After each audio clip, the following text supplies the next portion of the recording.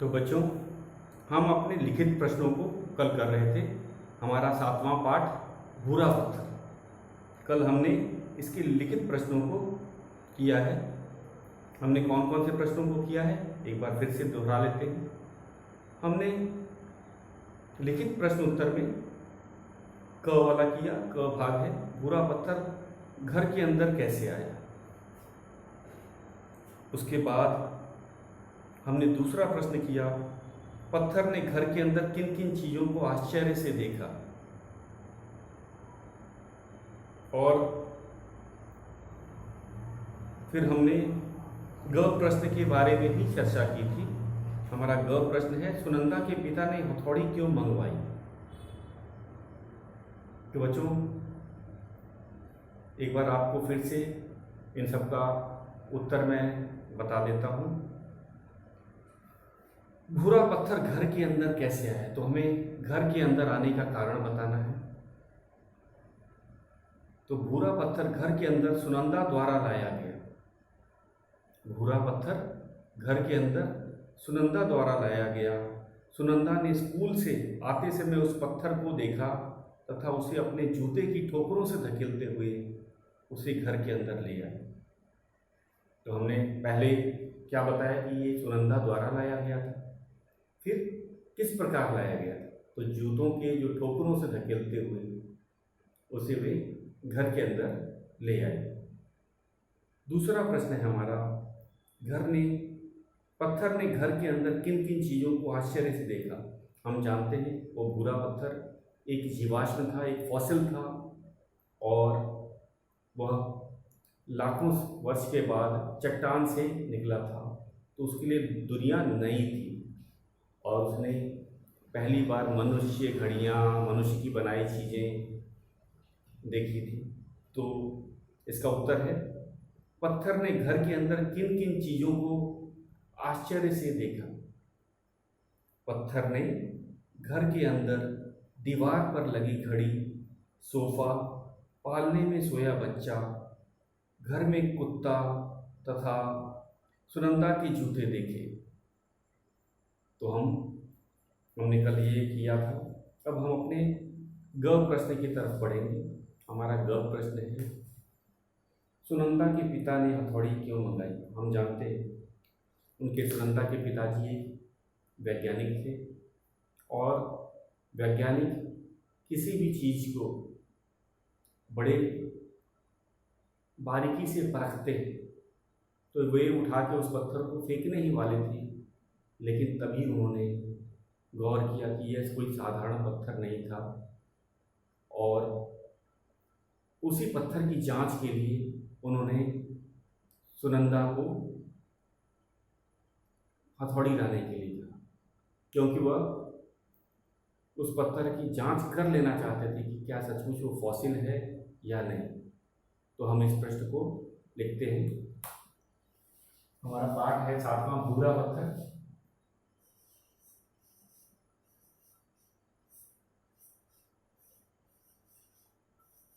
और हम कर रहे हैं लिखित प्रश्न उत्तर। और लिखित प्रश्न उत्तर आप अपने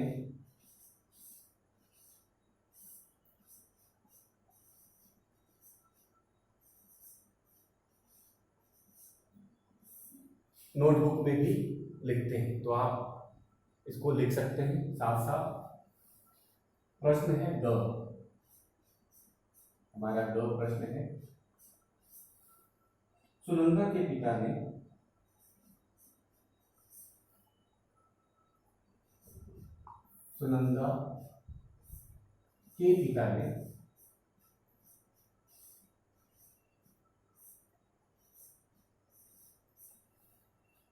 हथौड़ी क्यों मंगवाई।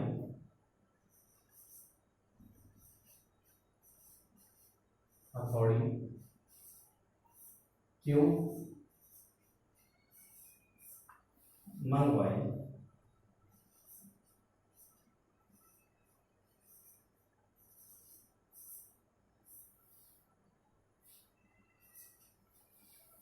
तो जांच के लिए, अगर हम संक्षेप में कहा जाए तो वे भूरे पत्थर की जांच करना चाहते, और वे एक वैज्ञानिक थे। हमें ये भी पता चला कि उसके पिताजी एक वैज्ञानिक थे और वैज्ञानिक बिना जांच के कुछ नहीं कह सकते, तो उन्होंने जांच करने का निश्चय किया।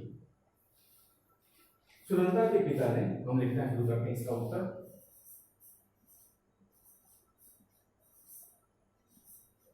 सुनंदा के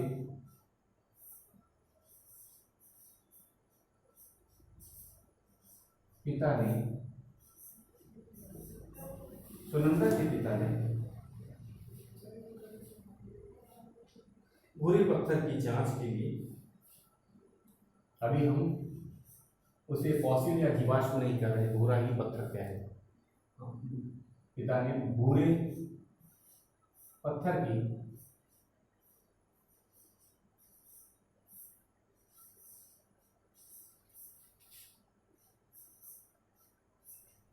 जांच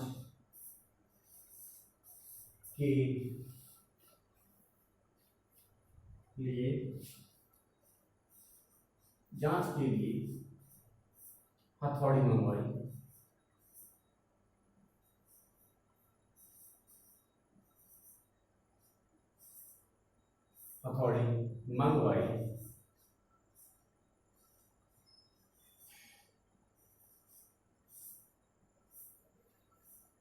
पूर्ण विराम।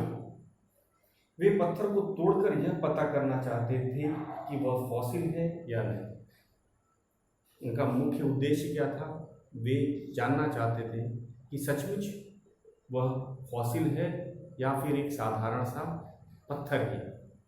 तो मुख्य उद्देश्य उनका जांचने का था, और बिना तोड़े, और पत्थर हथौड़ी से ही टूट सकती थी, तो बिना तोड़े वे नहीं कह सकते थे कि वह फॉसिल है या नहीं। वे पत्थर को तोड़कर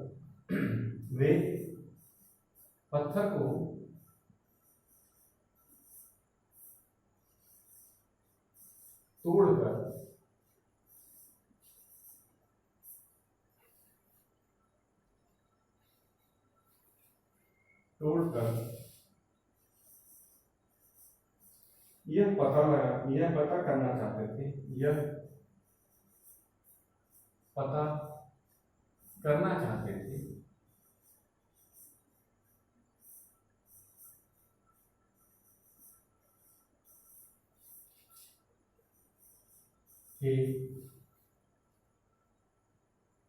कि वह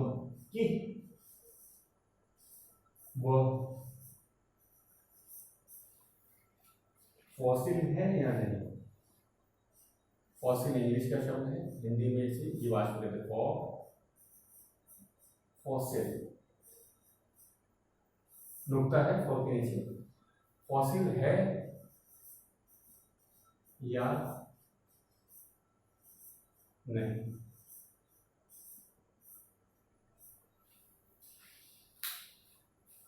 तो बच्चों, सुनंदा के पिता ने हथौड़ी क्यों मंगवाई? सुनंदा के पिता ने भूरे पत्थर की जांच के लिए हथौड़ी मंगवाई। वे पत्थर को तोड़कर यह पता करना चाहते थे कि वह फॉसिल है या नहीं। तो ये हमने जाना।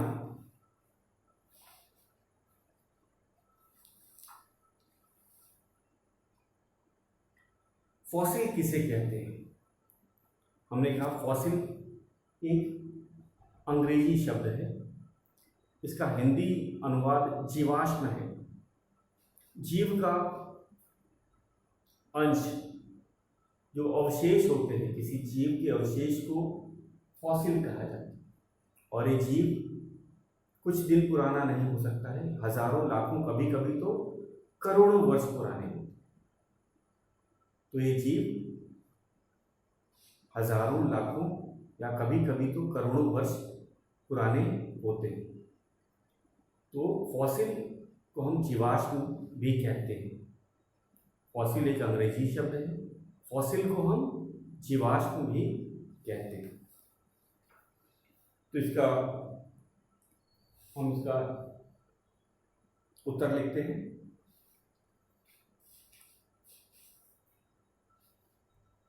आपने द प्रश्न लिख लिया होगा। एक बार वह प्रश्न आपके लिए फिर से पढ़ देते हैं ताकि आप इसे फिर से नोट कर सकें। सुनंदा के पिता ने हथौड़ी क्यों मंगवाई? सुनंदा के पिता ने भूरे पत्थर की जांच के लिए हथौड़ी मंगवाई। वे पत्थर को तोड़कर यह पता करना चाहते थे कि वह फॉसिल है या नहीं। हमारा अगला घ प्रश्न है। अब हम अपने घ प्रश्न को करेंगे।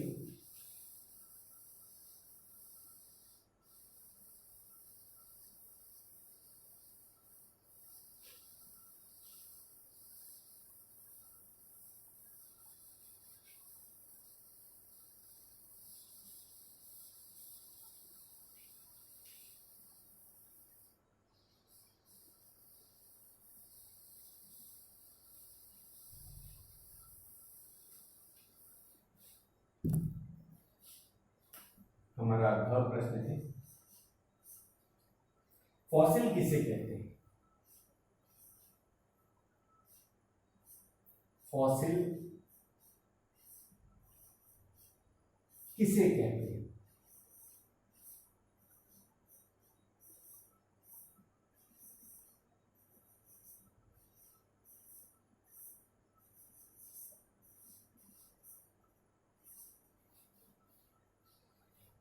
तो फॉसिल कैसे बनता है?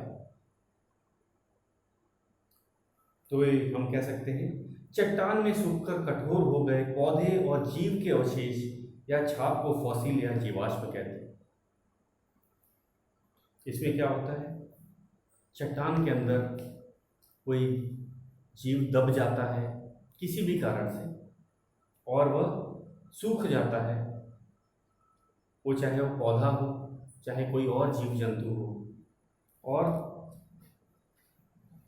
उसका अवशेष भी कभी कभी बच जाता है, कभी कभी छाप भी। जैसे इस पाठ में फर्न की पत्तियों का छाप था। पत्तियां बहुत ही नरम होती हैं लेकिन उस पत्थर में उसका छाप पड़ गया था और यही छाप लाखों वर्ष पुराने फर्न के पौधे का था। तो इससे भी वैज्ञानिक बहुत सी चीज़ें जान लेते हैं कि पत्तों की आकृति कैसी थी 1000 साल पहले, 1 लाख साल पहले। तो उससे बहुत सी बातें, एक असल में हम कहा जाए तो बहुत से ज्ञान उस फॉसिल में, उस जीव के बारे में होता है। तो लिखते हैं, चट्टान में सूखकर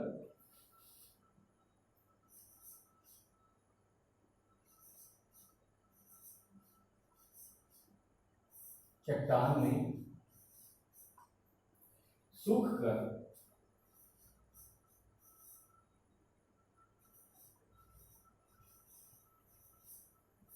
चट्टान में सूखकर कठोर हो गए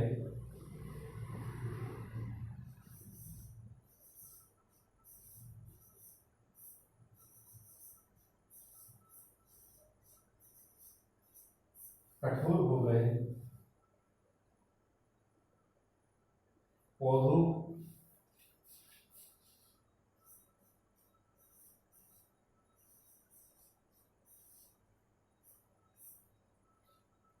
और जीवों के अवशेष और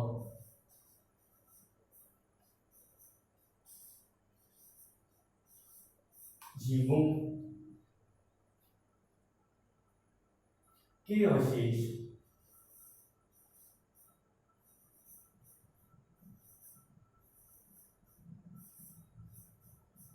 मैंने अवशेष का अर्थ आपको बताया था।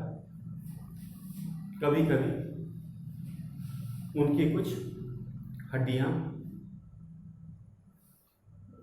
बच जाती हैं तो वो अवशेष कहे जाते हैं। तो इसमें संपूर्ण जीव की बात नहीं किया गया है, उसके जो बचे कुछ अवशेष होते हैं वही संरक्षित हो जाता है, सुरक्षित हो जाता है चट्टान में दबकर। अवशेष या छाप, या कभी कभी तो केवल छाप ही बची रहती है, छाप। खासकर पत्तों या पौधों के बारे में हम बात करें तो अवशेष या छाप को फॉसिल, छाप को फॉसिल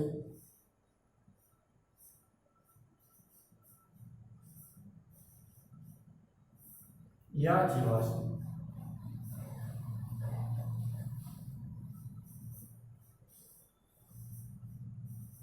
जीवाश्म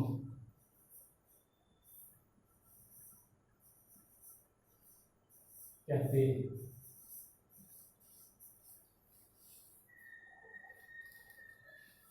फॉसिल या जीवाश्म, हिंदी में जीवाश्म कहते हैं और अंग्रेजी में इसको फॉसिल कहा जाता है।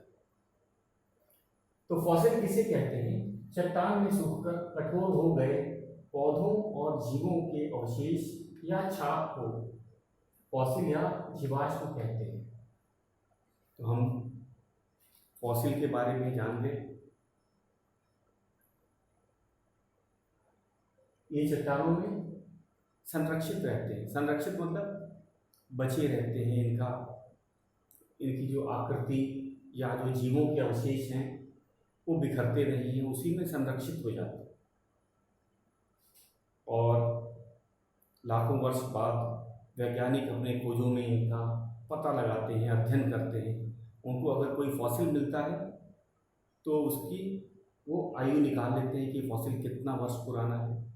उसके बाद अब के पौधे में या जैसे अब के फर्न में और उस समय के हजार लाख साल पहले में क्या बदलाव आए हैं, वो बदलाव किस कारण से आए हैं, तो ये सब वैज्ञानिकों के शोध का विषय होता है।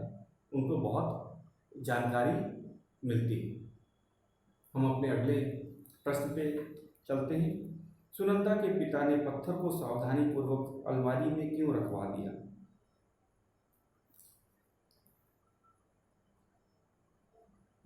तो हम जानते हैं कि सुनंदा के पिता एक वैज्ञानिक थे। शायद वह जीव वैज्ञानिक है। पाठ में तो नहीं दिया है, लेकिन हमें लगता है वे जीव वैज्ञानिक होंगे। तभी उन्होंने फर्न के पौधे के छाप को पहचान लिया, तभी उन्होंने फॉसिल को पहचान लिया। तो ये हम लोग इसको लिखते हैं बच्चों। हमारा अंतिम प्रश्न है ये लिखित प्रश्नों में।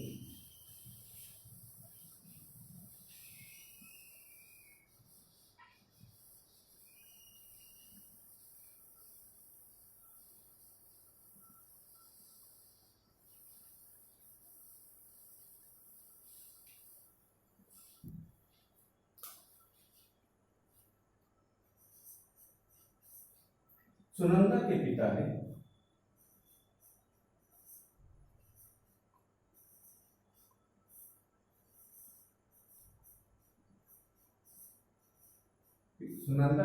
ने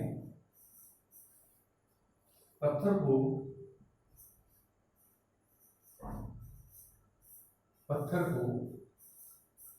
सावधानी पूर्वक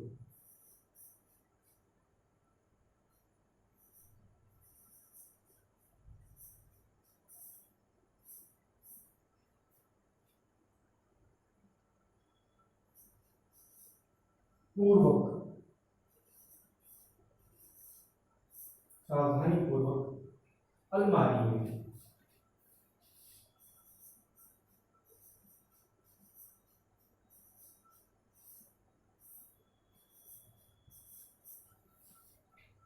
क्यों रखवा दिया? क्यों?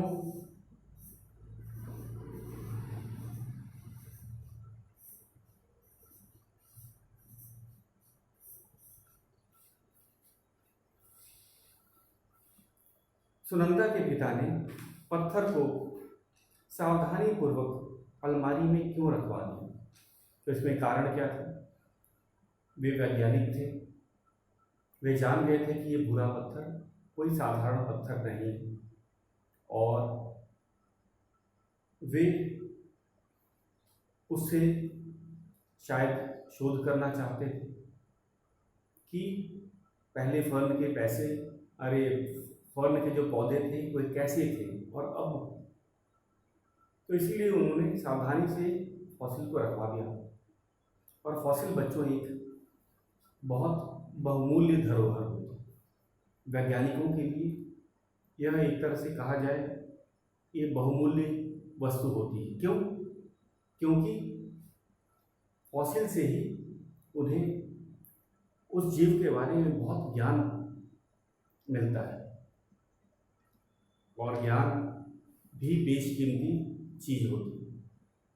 वे उस जीव के बारे में हजारों वर्ष पहले के जीव के बारे में, कभी कभी लाखों, कभी कभी करोड़ों वर्ष पहले जीव के बारे में वो जानकारी मिलती है जो हमें अभी तक ज्ञात नहीं थी, हमें तक कभी पता ही नहीं थी।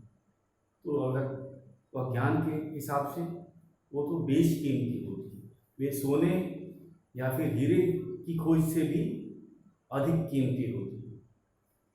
तो हम लिखते हैं, सुनंदा के पिता ने पत्थर को सावधानी पूर्वक अलमारी में रखवा दिया क्योंकि वे एक वैज्ञानिक थे। सबसे पहला बात कि उन्होंने फॉसिल की पहचान कर ली थी। अगर कोई वे साधारण व्यक्ति होते तो शायद वे ना पहचान पाते, उसे साधारण पत्थर मान के वे उसे फेंक दिए होते। लेकिन उनके पिता एक वैज्ञानिक थे और उन्होंने तुरंत पत्थर की जांच की तथा पता लगाया कि यह तो साधारण पत्थर न होकर एक फॉसिल है। और उन्होंने ये भी पत्थर को तोड़ के भी पता लगा लिया कि इसमें तो फर्न जो एक प्रकार का पौधा होता है, उसका फॉसिल सुरक्षित रूप से और पूर्ण रूप से है। तो हम यही लिखते हैं, सुनंदा के पिता ने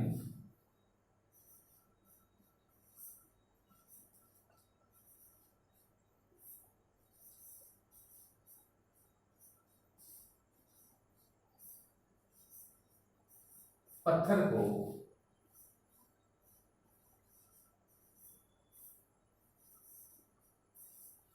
सावधानी पूर्वक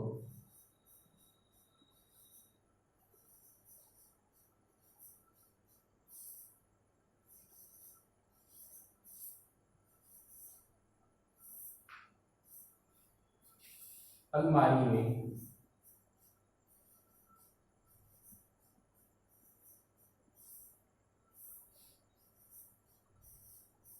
रखवा दिया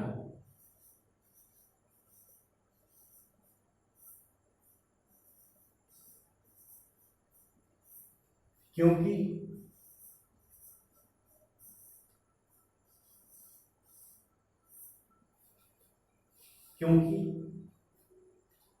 वे एक वैज्ञानिक थे, वे एक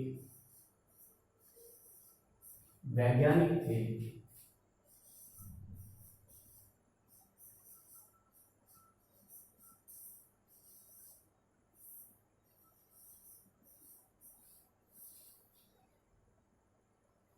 उन्हें यह पता था कि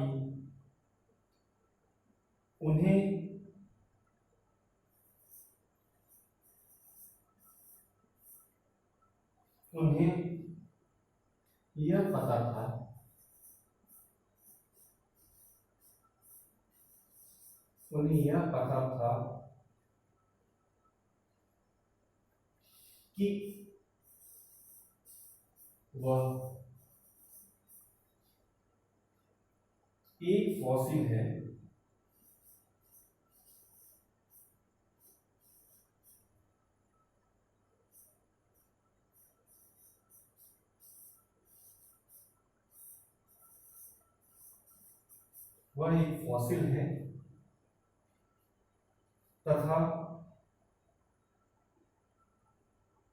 तथा उसमें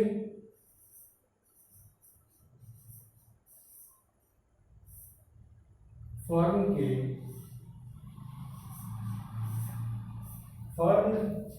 के पौधे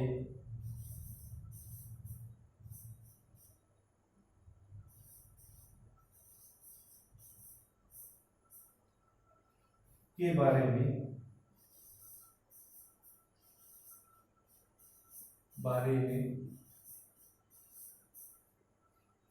अनेक जानकारी छुपी है, अनेक जानकारी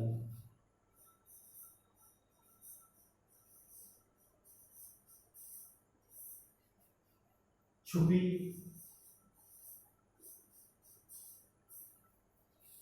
हैं।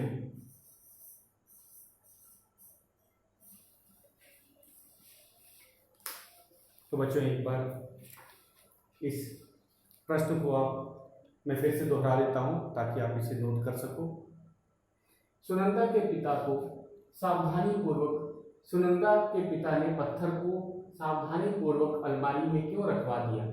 सुनंदा के पिता ने पत्थर को सावधानी पूर्वक अलमारी में रखवा दिया क्योंकि वे एक वैज्ञानिक थे। उन्हें यह पता था कि वह एक फॉसिल है तथा उसमें फर्न के पौधे के बारे में अनेक जानकारी छुपी है,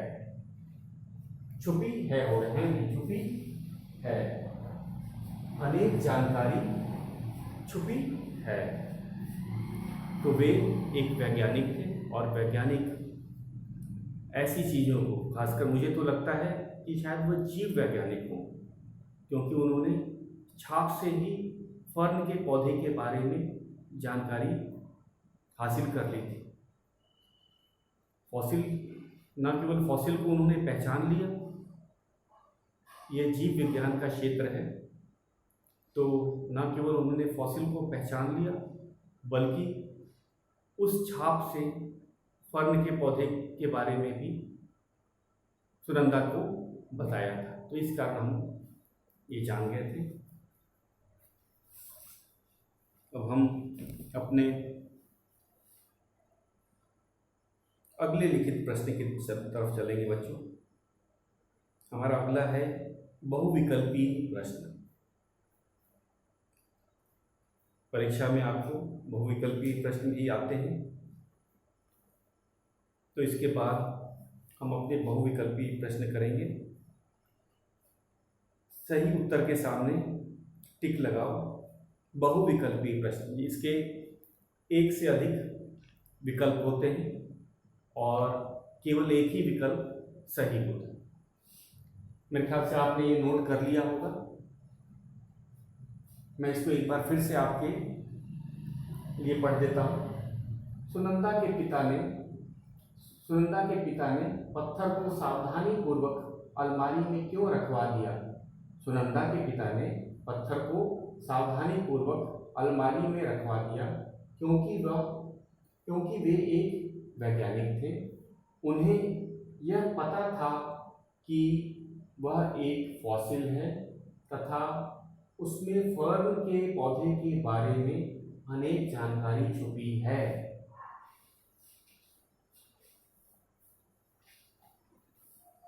तो एक वैज्ञानिक ही फॉसिल को पहचान सकता है तथा उसे अमूल्य मानते हैं।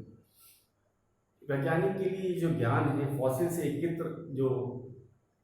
से जो ज्ञान इकट्ठा की जाती है, एकत्र किया जाता है, वह उन्हें बहुमूल्य लगता है वैज्ञानिक के दृष्टि से। इसीलिए उन्होंने उसे अलमारी में संभाल के रखने को कहा, क्योंकि अब वह साधारण पत्थर नहीं था।